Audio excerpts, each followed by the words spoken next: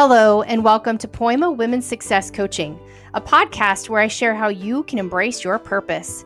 I dive into topics surrounding positive psychology, shifting your mindset and behaviors that are holding you hostage in life, and share how you can discover your poema purpose and put it into action. My name is Piper Harris, and I use my 20 years of experience as a mental health counselor, coach, business owner, mother, and wife to dig into deep and complex issues that you're facing and empower you to overcome and harness the courage to chase after your best life. Thanks for joining us today.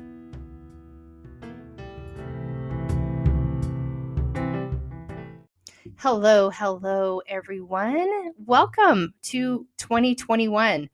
Wow, we made it, or I think we almost made it. We're only 12 days into the new year, only 12 days, but gosh, it feels good to shake off 2020. Before we get into today's topic, I want to take a moment and say thank you. Thank you for supporting me, the Poema Women's Success Coaching Podcast, me, Piper. 2020 was a rough time for all of us, and I learned a lot, and through it, I just really learned to lean on you all. So thank you for your words of encouragement. Thank you for sending me your notes of encouragement. Thank you for sharing this podcast with your friends and family. You really topped my 2020 list of things that I'm grateful for. So thank you so much. So let's get into it today. Oh, are you a self-assured woman? There's nothing worse, right? I'm just kidding. That's complete sarcasm. Listen, the self-assured woman is, conjures up all kinds of images in women's minds. Maybe it's someone to you, it's someone in office. Maybe it's someone in office. Maybe a self-assured woman to you is able to just command a presence when she walks in the room, command the room. Maybe the self-assured woman is someone that's very comfortable in their own skin and doesn't worry about, putting makeup on or whatever it may be. Maybe she doesn't wear a bra. So, thinking of a self-assured woman does conjure up a lot of things for us, right? So in our minds, we think, gosh, I wish I could be her. I want to be her. But the funny thing happens when a self-assured woman walks into the room. And there's a group of women, maybe there's some men, but when a self-assured woman walks into the room, what happens? I would venture to say the predominant reaction of you, women, is just the snotty, snarling, glaring, looking her up and down. It's just, So the other day, when I'm bringing this up, the other day, I was out and about running some errands.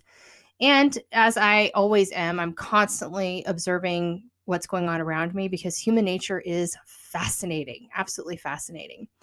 And I was waiting in the line at the store, and this woman walked into the store, and she carried herself like she was self-assured.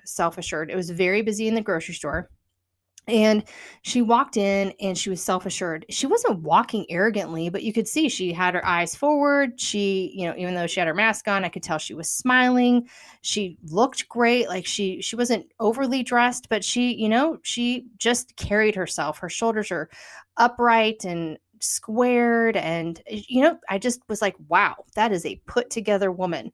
And I just thought, dang, she looks good. And let me tell you, I'm standing there and I watched it just annoyed me what I watched. I watched these women that were in line that were across from me start just snickering about her, glaring at her, looking her up and down. And then as I turned around, just kind of see how everybody else was reacting because the line was forever long. So I just thought taking the area. I looked behind me and I was shocked to see that so many women were doing the same thing to this woman that had walked in. It blew me away. And I thought, why? Because she's walking with self-assurance? What is wrong with you? And, maybe part of it, the men that were in line, they stopped and they noticed too. Here's the thing. She didn't have tight clothing on. And if she wanted to, that's her prerogative. But she wasn't being evocative. She wasn't being provocative. She was just self-assured. And it was so irritating to me as a woman that is self-assured. I am. I'm not 100% confident 100% of the time, but boy, I tell you, I am self-assured. And I have been at the receiving end of women's glances, of women's gossip, of women's tearing down because of my self-assurance. And I think that's something that we should talk about. I think 2021 should be about, lifting each other up, celebrating people's differences, and recognizing when we tear others down, it's more than likely because we are lacking something that they have. It really is. And I think, why not start? We're 12 days into 2021. Why not start with a different perspective on life? Why don't you create self-assuredness in yourself? Why wouldn't you? Why wouldn't you decide to do that? Embrace these skills, this feeling, this confidence, this assurance in yourself. And so then you don't have to tear people down to make yourself feel better. So here's the thing. There's some things that are common in self-assured people. And some of you might be listening to this, and I bet you rolled your eyes a couple times thinking, oh, Piper, you're so arrogant. You're so prideful. No, I'm not. I'm self-assured. In fact, I can guarantee you, when I feel that pride of mine, I know if I don't get that under control, because everybody has pride issues one way or another, it's going to take a hold of me and it's going to get me in trouble. So I've worked on balancing self-assuredness and arrogance. Because the other thing is I've been on the other end of the spectrum where I had no confidence, no self-assuredness. There wasn't an ounce of arrogance in me. You know what was in me? Pity, self-hate. Couldn't stand myself. There's no love for myself. I was too afraid to try new things, to fail. I was too afraid to take responsibility for where my life was going. But I worked on it. I've worked on it for years. If you've been listening to this podcast, I've been in therapy since 1997. Excuse me. And through that process, I have learned to identify my personal beliefs and values, and I live my life by them. And it does turn people off. It turns people off when I say, no, I don't really want to do that. Thanks. Appreciate it. Well, why not? I don't see that it's a great fit for my time. And eventually, when they keep pushing me, because they just don't like my answer, that I just won't go along with the crowd, I eventually say, this is not a priority in my life. And there's nothing wrong with that. It's not arrogance. It's self-assuredness that I know the path that I'm on, that I know where I need to go, that I know if I do X, my values need to be expressed. If I do Y, my values need to be expressed. I am choosing not to take part in things, thinking, acting, without expressing my beliefs and values in them. That is self-assuredness, but it didn't happen overnight. It's taken years of uncovering my false beliefs, years of rewriting some values that may have been etched into my life that didn't necessarily line up with me. It's taken years of self-forgiveness. So this won't happen overnight. But why don't you make 2021 your year to build self-assuredness so you can be that woman that walks in the grocery store and you get all those looks? Because guess what I noticed? That woman in the grocery store, she didn't care. She kept her head held high. She kept those shoulders nice and erect and squared off. And she commanded the area like, listen, ladies, don't care about what you're thinking because I'm self-assured. It's not arrogance. Self-assuredness is about loving yourself and knowing the path that you should be on. So let's talk about this. First, what is a self-assured person? What is a self-assured person? Number one, they take responsibility, period. If you are constantly pointing at somebody else for why something's going wrong in your life, you're not self-assured. A self-assured person understands that we have to own our own feelings, our own emotions, and our own reactions. It's the only way for us to succeed. It's the only way for us to receive self-assuredness. So take responsibility where you can. Don't place it on everybody else. Now, I want to talk to you about taking responsibility. I have had clients in the past get kind of mad at me when I talk to them about this and say, you need to take responsibility. And they'll lash out and say, I can't take responsibility for him molesting me. And I say, you're absolutely right. You're absolutely right. I can't take responsibility for him raping me. You're absolutely right. I can't take responsibility for him beating me. And they're angry. And you know what? You're absolutely right. Because you can't control other people's behaviors. But here's what I want to say to you. Here's what I want to say to you. Do the hard work. Do the hard work. You can take responsibility from your life moving forward. You are a survivor. You made it through. Just the fact that they come to me and they're talking to me tells me they want to do this. They want self-assurance. So do the hard work. Heal from those wounds and take responsibility for your future right now. This moment, those thoughts running through your head, take responsibility for those. I know it's not easy. And I tell my clients this too, because I'm a victim as well. It is one of the hardest things to heal from a trauma. So I'm not saying take responsibility from somebody else's disgusting actions against you. You can't. That's not yours to take. In fact, you need to let that go. But you can take responsibility right now, no matter your circumstance, and be self-assured in understanding and truly owning how you act and how you feel. Okay? So number one, you have to take responsibility. The self-assured person also absolutely craves progress. I can tell you for, many, many years, I don't know that I was there, because when I was in the depths of my self-hate, I didn't really understand self-love.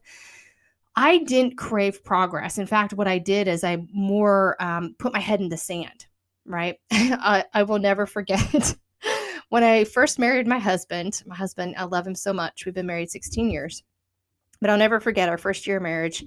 I was kind of in a bad spot. I didn't feel good. I was stuck in this town that I lived in my whole life. And I just felt like I couldn't get away from what people thought of me. I was just depressed and hated myself. I had another 100 pounds on my body. I didn't know how to take care of my body. I didn't know how to take care of my spiritual health, my emotional health, my mental health. I mean, I was a mess. And there was no choice or part of me that wanted to choose to progress. Meaning, my husband came home from work one day, and it was probably the 10 millionth day in a row that I'm still in my pajamas on the couch, and I was watching The Rock of Love. I don't know if you guys watched that. It was on VH1. It was Bret Michaels. And yeah, I'm totally showing my age. So if you're under the age of 30, you have no idea who that is. But anyway, he walked into the house, and I'm sitting on the couch in my PJs, haven't showered for days, and I'm watching Rock of Love, this terrible show on VH1. And he came in and he just kind of looked at me, and this look kind of passed over his face. And he said, "Get up, take a shower, read a book." I mean, he was so annoyed with me. And listen, he's the most kind, loving man ever. But he saw something. He saw something in me that if she doesn't move off that couch and change what's taking place, this is going to forever alter who she is. I didn't crave progress in my life at that moment. And I needed somebody to come in and say to me, okay, come on, we can improve this. We can improve this. And so that's what I mean. Self-assured people crave progress. We are not aspiring for perfection, because in fact, self-assured people embrace what fallible humans we are. We just strive for improvement. It's not perfection. It's like, I wonder what I could do over here. I wonder how I could tweak this a little bit. We're always wanting to learn. And learning is the greatest form for me to show progress in my life. I don't stop learning. So whether it's reading my textbook, whether it's studying scripture in Hebrew and Greek, whether it's watching a TED Talk or listening to a podcast or taking part in, boards online with other counselors and discussing, items with them, I crave learning because learning to me is progress. So the self-assured person is not perfect. They're not a perfect person. And, they fully embrace there's vast possibilities in their life. They don't look at it as there's nothing else I can do. So improvement to them is a choice as well as a journey. Okay. Number 3, the self-assured person doesn't gossip. They uplift people. Okay, let's talk about this, ladies. Am I 100% perfect on this? Nope. Because believe me, I've been in that situation where I looked at that woman, I was like, oh my gosh, look at her.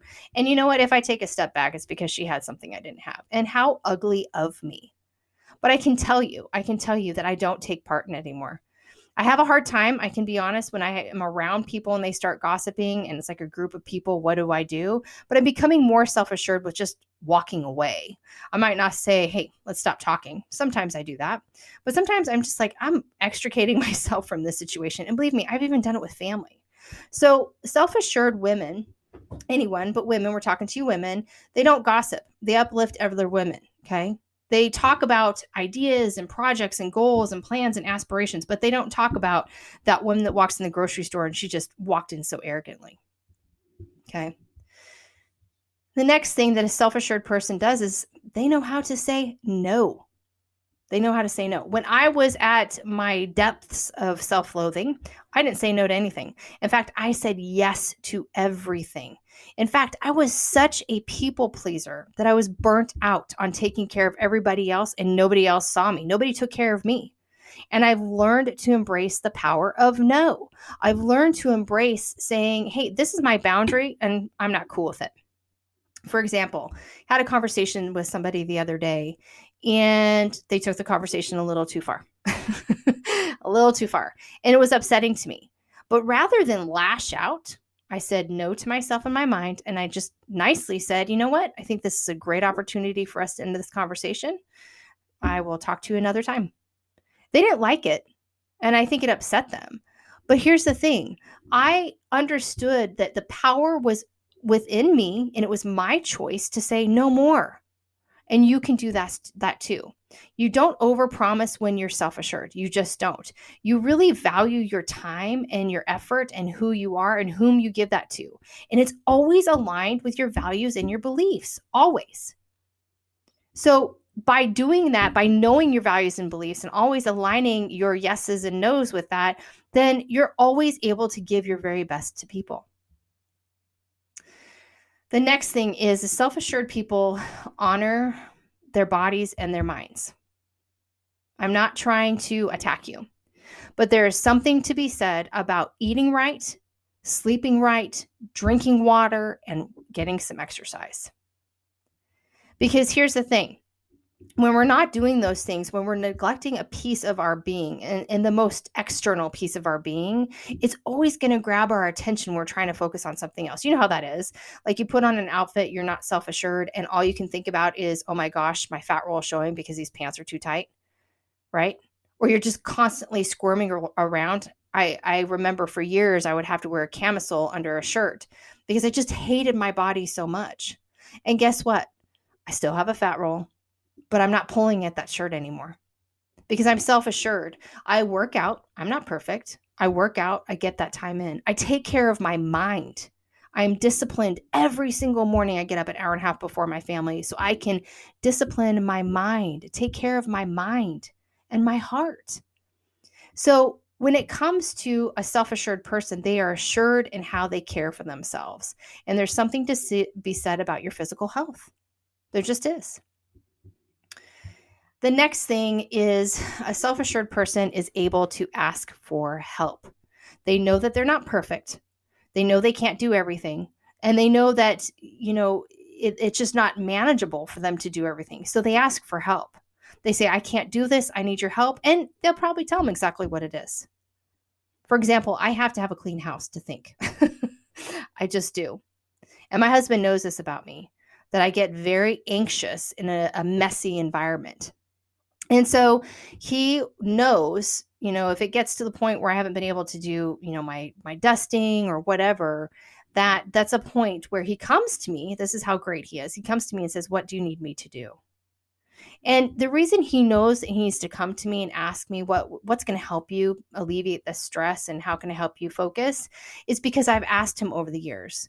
I've been direct. Instead of feeling like I have to do everything, which is such a fallacy for women, instead of thinking I have to do everything and be perfect at it, I started saying, I am not perfect. I am a hot mess and I need your help. When I became self-assured, I wasn't threatened by seeking help from others. I wasn't, threatened by, what if they find out I'm not perfect? That's what a self-assured person can do. The next thing that you'll find in a self-assured person is that we view failure as an opportunity to grow, period. Failure sucks. It just does. I was talking to a client the other day and she had a pretty big failure. And we discussed, I said, where are you feeling it? Like in your body. And we were discussing about how our body can really reflect to us certain things and certain feelings. And she said, this failure is a pit in my stomach. I feel sick. And failure does hurt like that. It can create a physiological, symptom. But the thing with failure and being able to tune into not only your body, but recognizing that failure and the steps you took to get to that failure is it's an opportunity for you to learn and grow. Failure is not an end. Failure is a tool for us to have growth. Failure is a tool for us to reach self-assuredness. When I was in college, I love psychology. Obviously, I'm going to school for that again. And I remember I was feeling myself one day as I was walking across the campus. And I had just gotten done with the class. I had this fabulous, fabulous conversation between me and the professor, and the whole class was involved. It was just awesome. It was just, I remember the day so well. It was a fall day. I went to Eastern Washington University. And I'm walking across campus and I am like feeling myself. I was swaying those hips. I was like, life is good. And this was in like 1998 when those big giant chunky heel things were in, like the big black sandal chunky heel things. So anyway, I'm walking across the campus and I had to cross one of the roads to get to another building. And this is a busy road. And so as I'm crossing it, feeling myself because I'm feeling self-assured, I ate it right in front of a car. Like, thank God they hit the brake. Thank God they had really great reflexes because it would have been bad. And let me tell you, the failure I felt, the shame I felt was like, oh my gosh, Piper, what the heck? Now, what did I learn from that? One, don't feel yourself so much in those clunky 1998 shoes. But what I also felt in that, what I learned from that failure is that self-assuredness feels really good. It feels really good. And so then I tracked it back. Why was I feeling myself? Why was I feeling self-assured? So much so that I biffed it and scraped my knee and almost got hit by a car. But it was because I loved what I was doing. I fell in love with psychology in that class. I'm telling you, that day was the day I was like, yes, I knew this was what I was always supposed to do, but today I feel it. Today I'm embracing it. So yeah, the failure was absolutely embarrassing, but it taught me something. It was a learning moment that I was experiencing something that I knew I was made for, but I experienced it. I tasted it in my soul. And that's okay. And by learning through our failure and recognizing these are opportunities for growth, it just builds resilience and perseverance. That's what it does. So we can also, learn from others, but that doesn't mean that we shouldn't strive to learn on our own. Don't be afraid to fail. You've got to fail. I was talking to a classmate the other day, and she's really nervous about our videotaping of, mock client sessions that we're doing. We're talking about it. And I said, you need to get on Facebook and do a live. Do like 15 of them. Put them on your calendar. Do 2 weeks worth. She's like, that's crazy. What would I talk about? I said, I don't know. Set a timer for 2 minutes for the first week. 3-5 minutes the next week. And she thought I was crazy. She was like, I can't do that. There's no way. She was like, I know you're comfortable, Piper, but I'm not. And I said, listen, I had to get comfortable. I had to get comfortable in that environment, and I failed. And there are some of those old videos where I'm like, oh, dear Lord, what was I thinking? What was I doing? Oh my gosh, what's wrong with my eyebrows? All of those things. But I took it as a learning moment. So rather than just look at other people and gosh, look at what they can do, and maybe I can be like them, I strived for something new. I leaned into failing so that I could learn, so I could be resilient and persevere. So lastly, the most important aspect of a self-assured woman, the most important aspect, I think, and it's the aspect that makes women turn their heads and gossip and be mean. It's this thing that comes off a self-assured woman. And we can't put our finger on it, but boy, it tests us, doesn't it? It's something that we feel. It's in the air. You see it in her. And you know what it is? They know their why. They are self-assured because they know why they are who they are. They know what they're going to do with their why. They're self-assured on the path that they are on. There's a scripture that says that Christians have a fragrance that attracts others. And it's the fragrance of our acceptance of Christ. And I really, truly believe, even if you're not a Protestant Christian, you don't believe that, I truly believe that you were given a purpose. It's called your poema. That you were designed for something. And that when you embrace that, your why, your purpose, it's this alluring scent. People turn their heads and wonder, what does she have? Confident people, self-assured people have a purpose. Every reason behind their action is that purpose. And it's filled with enthusiasm. It's filled with anticipation of I'm going to fail and I can't wait. What am I going to learn? What's around the next corner? They're dedicated, they're excited, they're passionate, and they're ready. They're ready to take on the world. They're ready to walk past a bunch of women being bitchy. That's what they were doing. And saying, it's all right. I'm on a mission. And yeah, maybe the mission is just going to the grocery store.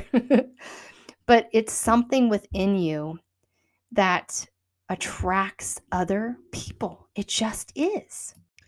So this is what we've got, right? A self-assured woman takes responsibility. She takes responsibility. She craves learning and progress. She doesn't gossip.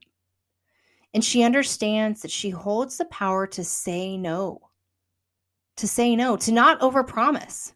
And she values her time and her being. She honors her body and her mind. She takes care of it physically, eating right, getting some exercise, taking time for her mental and emotional health. She asks for help. There's no shame in asking for help. She doesn't feed into this idea that women have to be everything to everyone and perfect, and you can't ask for help. She views failure as an opportunity to grow because she knows she'll learn from that failure, and it will just give her more confidence, more resilience, and more perseverance.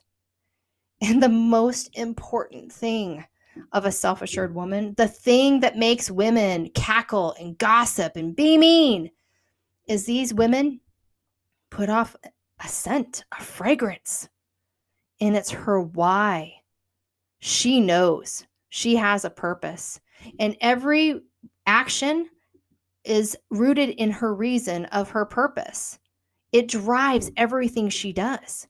She's so self-assured that she knows that her values and beliefs are so in alignment that she can take on the world. So I know as you're listening to this, you're like, okay, Piper, great. But I am so far away from being self-assured. Great, nice chat. Yay, sounds exciting, but that's not me. I get it. I I get it. It's not that easy, right? We can listen to podcasts, but then it's okay, well, what do I do with this? And I think that's the biggest thing too. When you start dipping your toes into some of these things of a self-assured woman, a lot of women, a lot of clients I know start going into kind of the self-help realm. So lots of podcasts, lots of TED Talks, lots of books, and that's wonderful. But they forget that there needs to be application. You can't just fill your mind if you're not applying things. And you can't just read 15 books or 15, blogs and not apply them because it's just going to go one ear out the other, right? It gets watered down. So I do recognize that it's very difficult to become self-assured. And it takes years and years and years. And guess what else? You have to practice day after day after day. It's not something that you all of a sudden, transcend life and you've got this thing. You're always going to have to keep a focus on it because life is just hard and things are going to batter us and knock us around. So the first thing that I would say, if you're, yeah, Piper, sounds great. Yeah, I want to be a self-assured woman, but I'm really kind of sick of this podcast. I know you're there. I know you're listening to me. I see the eye rolls. I see it. So the most important thing you need to do is you really need to start identifying your thinking, your cognition, because that's really what's rooted in the choices that you're making. So going back to my earlier example, when my husband came home when we were first married and was like, get off the couch, shower, read a book. What he was seeing is that my stinking thinking, that's what we're going to call it, my stinking thinking was keeping me a hostage on that couch. And so I had to really dig into what was going on in my mind, because what I was thinking was actually creating the behaviors that I was doing. It was creating those situations that were happening in life. It was creating this continued feeling of self-loathing. So I had to dig into, what am I actually thinking? What am I actually thinking? So, one of the things I talk about is we need to filter thoughts. And I do have a worksheet if somebody wants it. So just reach out to me at piper@piperharris.net if you want it. But what I want you to do is right now, as you're listening to me, I want you to think about a situation recently. Okay. A situation that really upset you, whether it created anxiety, fear, frustration, sadness, melancholy, whatever it is. Okay. Whatever it is, I want you to bring up that situation in your mind. And I want you to think about what happened, what took place, just the data. I mean, I just want the facts, okay? Where were you? What was happening? What was said? What time of day? I want you just to list the facts. List the facts, okay? So do you have that? Think about just the facts. So, and before I keep going, the whole purpose of this is to help you separate your feeling from what's taking place. Because the problem with our cognitions, the problem with our stinking thinking is that they create this false reality in our mind. So we've got to filter our thoughts so we can really see what's taking place in our reality. And then we can reframe and restructure our thinking, our stinking thinking. And so by doing so, and we keep practicing this, we're going to have a clearer mind, okay? A clearer road to self-assuredness. So the second thing I want you to think about when this situation, I want you to think about the emotions or the feelings, okay? So like I shared with you, I told my client the other day that just really had a big setback. And I said, where are you feeling that? What does it feel like? So I want you to rate this on a scale of 1 to 10. 1 or 0 to 10. 0, I'm not feeling it. It's not really intense. To 10, which is this is intense. I'm feeling it in my gut. I'm having a headache. My palms are sweating. I'm sick to my stomach. Whatever it is, I want you to rate that emotion that took place with that situation that happened. Okay. The third thing I want you to think about is, what was the negative automatic thought that went through your head? And you might have several. But I want you to think about the thought or an image that went through your mind. Okay. That went through your mind. So what was it? So, like with that woman that was in the grocery store, hypothetically, she could have seen those looks and it could have really upset her, could have devastated her. Let's say it did. And her automatic thought was, those women they hate me, or, oh my gosh, do I have toilet paper on my shoe, or whatever it is. Okay. We all have these negative automatic thoughts. And the whole point of this process of filtering thoughts is to try to stop or restructure that negative automatic thought. And you might have several that are your negative automatic thoughts. I'm always going to be fat. I'm never going to be smart enough. I'm never going to, attain success. Whatever those automatic thoughts are, I want you to think about what's that negative automatic thought that went through your mind in this situation. Okay. Then what I want you to do is I want you to list the evidence that supports that thought is true. Okay. What's the evidence? What's the evidence that you have toilet paper on your, toilet paper hanging off your shoe? Is there some there? No. Okay. Well, that's not true. So go through that thought process. I had a client the other day that was really struggling with some anxiety, and I had to talk her through the same process. And I said, well, what makes you believe that your boss is going to fire you? Well, I don't know. Okay, well, let's talk about that. Did you do something wrong? Did you not turn in a report? Did you have, did you post something naughty online about him? She's like, well, no, I didn't do anything. In fact, I'm the top star employee in my department. I'm like, okay, so what evidence supports that your thought is true? Okay. And then what I want you to do is I want you to list the evidence that does not support that negative thought. Okay, does not support it. So what makes you believe that this thought is false? One of the key indicators to wondering about this thought being false is if it's always the same thought about yourself. Okay? If it's the same thing, I can never do that. I'll never get done. I've never done that before. If it's the same automatic thought, this is false. So then you have to figure out, why do I keep telling myself that? Okay. Then I want you, after you've done all of this work with this one situation, and this is what I'm saying, becoming a self-assured woman doesn't happen overnight. This is daily work, hourly work, every single day, but you're worth it. You're worth it. So next thing I want you to do is I want you to filter those thoughts. You have thought about the situation. You have rated it on an intensity, right? How bad it was. You've come up with the evidence that supports it and doesn't support it, right? You've identified that negative automatic thought. So I want you to filter it. You have all the truths. You all have all the things that are false. You've gone through this whole process. So weighing that evidence, what do you believe now? Rewrite your thought. What is it? What's your alternative thought? Instead of, oh my gosh, my boss is going to fire me, restructure it, rewrite it. You know what my client came up with? Maybe he just wants to talk to me about the restructuring with the company, and he just wanted to have a nice conversation with me about it. There you go. So is there anxiety still? Absolutely. But she allowed that anxiety of this company restructuring, and it made her nervous, to go to, he's going to fire me. But she was able to restructure that automatic thought. It still was a kind of anxiety driving thought. Yeah, it was still scary, but it didn't paralyze her. It didn't paralyze her. So then lastly, I want you to filter the feeling and the emotion. You have your new alternative thought. Now I want you to rate the intensity 0 to 10. Where are you at?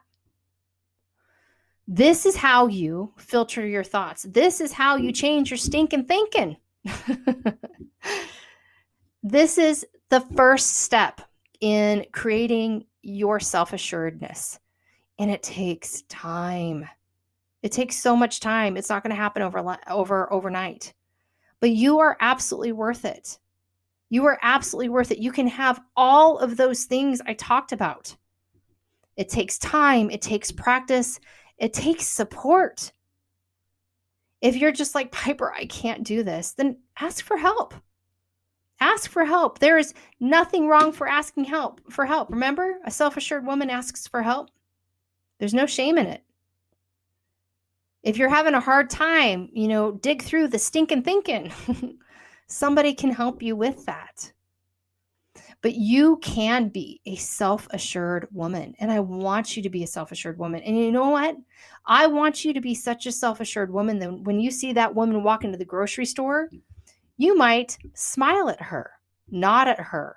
Maybe you pass her in the aisle at the grocery store and you say, wow, your jacket's great, or your hair is beautiful, or whatever it is. Do something opposite of what all the other non-assured human beings are doing. That's what self-assurance does. It lifts others up because you are so, firmly planted in your poema, your purpose, your masterpiece. You lift other people up because you're like, I want you to feel what I feel. It's hard.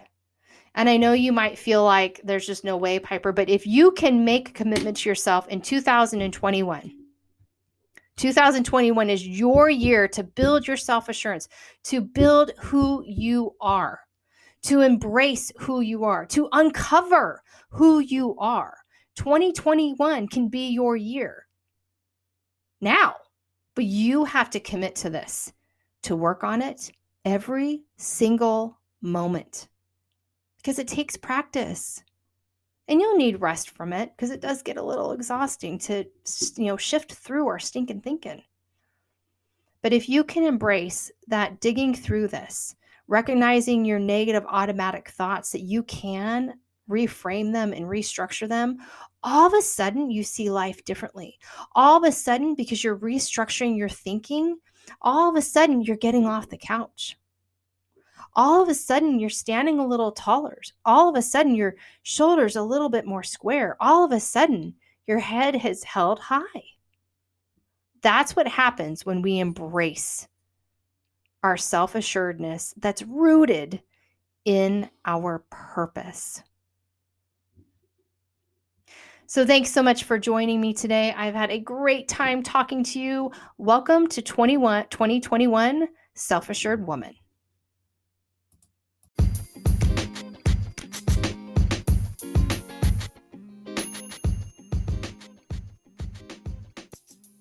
Thanks again for joining me today. It really does mean the world to me. So remember, you can put your poem of purpose into action. And if you enjoyed today's episode, please make sure to share it on your social media with your friends, with your family. I want nothing more than to help you transform your life and put that poem of purpose into action. And, how does that look for you? Well, this is a way for you to discover it through this podcast. You can work with me through coaching. But again, thank you so much for your support. If you have more questions about coaching, who I am, head on over to piperharris.net. You can sign up for a monthly newsletter, or we can just chat. I would love to get to know you. So thanks again, and we will discuss more on how you can put your poem of purpose into action in future episodes.